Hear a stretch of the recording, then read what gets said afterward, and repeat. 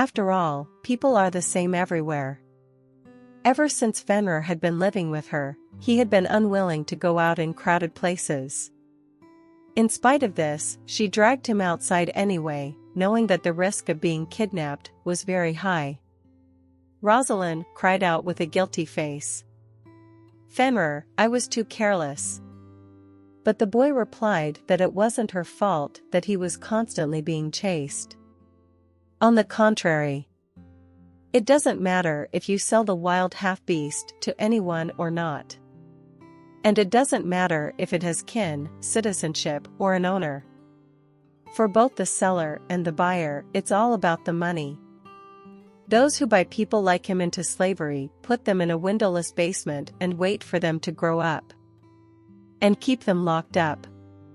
But he doesn't grow up. Even if he lives with Maureen, he will be a child for the rest of his life and will never leave the walls of the house. Did he learn that from the beginning? Sometimes he is so clueless and slammed that he wants to run away from himself. There is no place in the world where he can live. Where he didn't go. But he remembered her home. Every time he ran away, all he thought about was having to hide, but this time he thought he had to go back to her. "It's not bad to have a place to go back to," said Rosalyn. "You can leave it when you go in and come back when you want to." She was ready to shelter him. He didn't want to leave her. And she didn't want to put him in danger. If anything happened to her, she could not keep him safe. Then the boy asked her please not to say such a thing, for if she died, he would want to die with her too. At that moment Rosalyn remembered Eleanor's admonition as she left her palace. The Karen is a species whose way of life is based on instinct. Before they meet their companions, they look like children, so it is almost impossible for them to survive on their own. Once they become adults, they spend their entire lives with their mate and die with them. It is said that Karans are as if born to always protect their loved ones. For such individuals, family is everything, but this child never had one. He must be emotionally exhausted. What she meant to say was that not only do you have to protect him, but you have to be patient and affectionate enough. As an example, she said that she is ready to die for Rosalyn, but she is not going to die just because she is not there. You know what she means? And protection and support should give reassurance to herself as well. That doesn't mean they shouldn't live life to the fullest, but you have to be able to protect and love, too. It doesn't matter if she gives him the love he needs, but she wants her to still draw the line between them. Rosalyn didn't understand the meaning behind her words at the time, but she thought she was doing the right thing. So in order for him to become independent, she taught him herself, and she thought that was the best choice. However, she didn't even think about what Fenrir himself wanted. Wasn't she expecting something like this? Rosalyn replied that she would pretend it never happened. She shouldn't think about it, but what the hell did she have to do? As soon as he came down, they would go home. Rosalyn also added that someday he's bound to grow up. But to make sure that doesn't happen, he can't stay inside the four walls all the time. He has to look for a partner. That's what she meant when she told him to meet another half-beast, not that she didn't want to take responsibility for him. But the boy still didn't understand what would happen if he met him. Rosalyn replied that he would find a partner and find a family. Those words hurt him. Even though Rosalyn called out to him, the boy did not answer her. She wondered why he did not answer and what he was thinking. It felt as if he was drifting away from her. When he jumped down from the tree, Rosalyn held out her hand to him and suggested he go home. As they rode in the carriage, the boy fell asleep and Rosalyn looked out the window thinking about something. As soon as they got into the carriage, he immediately fell asleep. She thought he was exhausted by all that had happened. When they arrived at the mansion, they were met by the butler. He informed her that they had prepared a hot bath for her, which was the nicest thing she could hear when she arrived at the mansion. Tonight she would ask the chef to include Fenrir's favorite dishes on the menu. When she tried to wake Fenrir that he had a fever. Immediately, she got out of the carriage with the boy and ordered the butler to call Eleanor right away. The mansion was turned upside down. After the servants learned of Fenrir's disappearance, there was an oppressive atmosphere in the mansion all day. Anyone who saw his condition could not hide their bitterness. Without waiting for Eleanor to arrive, Rosalyn called the doctor. He did not know the cause of his illness. Rosalyn asked if he had not caught a cold from being soaked in the rain. The doctor said he would give him antipyretics, but thought they should monitor his condition. One of the maids who brought the water told me that her brother had caught pneumonia years ago after being out in the rain. He had the same fever, and a few days later, She immediately stopped talking and apologized to the Duchess. The Duchess ordered everyone out of the room. But the butler anxiously said that Her Highness, if she stayed, could also become infected. Rosalyn repeated her order that all be dismissed. The Duchess sat up all night with the boy. Fenrir convulsed until morning. Despite taking his medicine, he felt worse and worse. And as midnight fell, he began to scream. For those rare moments when Fenrir regained consciousness, he only sobbed in pain and then passed out again. Though enough time had passed, there was still no news from the messenger sent to Eleanor. Meanwhile, the fever was only getting worse, his body hotter than red-hot coals. Rosalyn asked the doctor when he would get better. He didn't know, he had tried every medicine he could. And that was all he could tell the Duchess? The fever wasn't going down at all. Yelled at the doctor Rosalyn. That's not why she hired him. Regretfully, the doctor said he was sorry. I should warn you that if the fever doesn't come down, there are different outcomes. His brain could be severely damaged, or he could probably be paralyzed and then left disabled. There was no way to tell for sure. Or even, Fenrir, he might die. The problem wasn't that he was wet. Once she found him, they should have stopped at the nearest inn, not rushed back to the mansion. She dragged him where he didn't want to go, and didn't take care of him properly. Sitting beside Fenrir's bed, she told him a story. When she was still a child, she too had been in the city. Eleanor said it would be fun outside, so she decided to take a walk with her. Although she had never left the imperial palace before. It was fun, the food outside turned out to be very good. The atmosphere was different from the one in the mansion, and she liked it. Perhaps it was because she was holding the food in her hand as they walked down the street. A cat chased her. She wanted to just walk past it, but either Eleanor stepped back into the alley and fed it her food. And Rosalyn just stood there and watched it. It was obvious that she was very worried about the creature. He could have easily gotten sick or starved to death on the street. So she said she would take the kitten to her place. She wanted to look her best in front of Eleanor, too, because she was her only friend. She named him Fenrir. He would have been angry if he'd known she'd named him after the kitten. Well, to be honest, he annoyed her a little at first. But by the time he grew up, she had grown very fond of him. The maids took care of Fenrir, and she just went to see him whenever she wanted to see him. Since the kitten lived with her, Eleanor often came to play, but even when she wasn't with her, Fenrir was around, so she wasn't bored. About a year passed since then. And one day Fenrir stopped eating. It had been a hot day, she thought, he just didn't have an appetite. He was always more attracted to human food. So she put it on the table, thinking it would make him want to eat at least a little. At lunch, she broke off a piece of bread and gave it to him. But because she was little, she did not know that if he was not treated, the kitten could die. And so it happened. After a while the kitten died. She vividly remembered that moment. The still living creature was coughing up blood in her baby hands and suddenly dying. It was a huge blow to the young girl. Since then, she has not even been able to hold babies in her arms.